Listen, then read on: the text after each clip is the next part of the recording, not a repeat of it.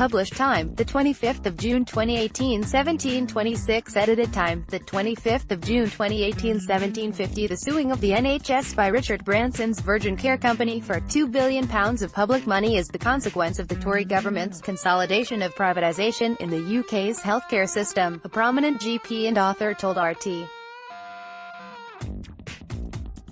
Dr.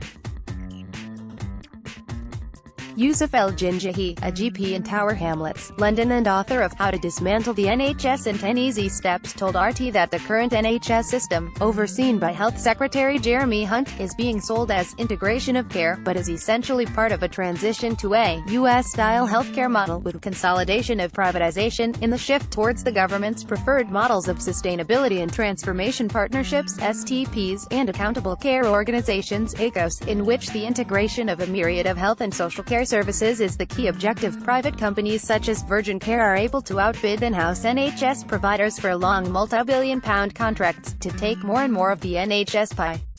Read more. ICOs, Integrated Care Organization, are being sold as integration of care, but in reality they indicate a shift towards US-style healthcare models with consolidation of privatization. They would enable 10 to 15-year multi-billion-pound contracts for health and social care for whole regions to be handed over to non-NHS, non-statutory bodies such as private healthcare and insurance companies. El-Gingihy claims that large private companies with AQP status, any qualified provider, such as Capita, Interserve, and Virgin Care, who take part in blind bids for tender of health care services, will take a strategy of a loss leader to kill the competition. In the unlikely event that they lose out to the in-house provider, the private company is able to sue the NHS if they are of the opinion that the tender process was not conducted in a fair and proper manner, money that the NHS can ill afford to lose. Sir Richard Branson's Virgin Care Group successfully sued the NHS, after losing out on an £82 million $108.8 million contract to provide children's healthcare services in Surrey, pocketing £2 million of public money in the process. Newly released accounts show that NHS England and 6 CCGs paid Virgin Care £1.565 million. Surrey County Council handed Branson's group £440,000 and at least £243,000 more was diverted from frontline NHS services to pay for legal fees. Read more. May reported to advertising watchdog for misleading Brexit dividend claim by Labour's deputy. Virgin Care acquired £1 billion of NHS contracts in 2016-17, as £3.1 billion of healthcare services were privatised.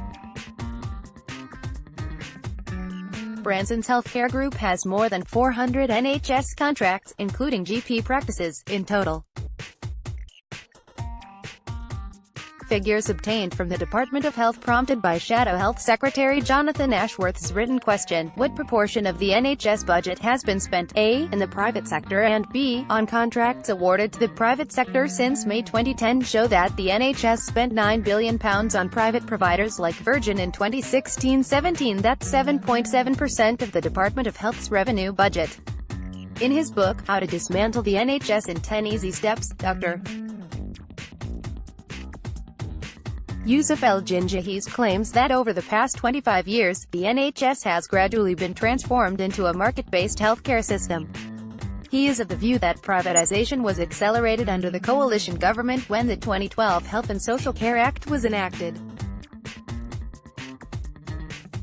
He fears that the NHS as a system free at the point of use may not be around for future generations. The doctor says the NHS is being broken up into a universal insurance system, based on the American model. El-Gingihy told RT that the way forward to secure the future of the NHS is not through more privatization and the growing influence of companies like Branson's Virgin Care, but through the enactment of the NHS Reinstatement Bill, co-authored by Professor Alison Pollock, a doctor and director at the Institute of Health and Society at Newcastle University. The bill essentially proposes to remove all private involvement in the NHS. If enacted, it would mean fully restoring the NHS as an accountable public service by reversing 25 years of marketization in the NHS and abolishing the purchaser-provider split. In addition, it would end the contracting out of services and re-establish public bodies and public services accountable to local communities. Omar Bagali Lakay. The story? Share it with a friend.